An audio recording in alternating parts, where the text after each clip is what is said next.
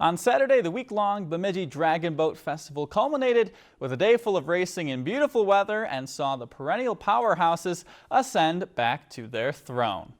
54 teams competed in the 14th annual event. 8 different cups were awarded to teams in different categories, along with the 4 medal race winners. Winning the championship division was the HydraHeads, their 8th title in the event's 14-year history.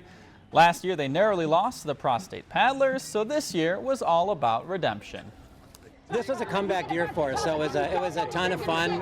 We had just about 90% of our team back from last year, and we lost to the Canadians by just a little bit last year, and so we were kind of on a mission. You know, we just had a solid plan, and it worked for us. It was great. And you can tune into tomorrow's Northwoods Adventure to hear more about this weekend's festivities.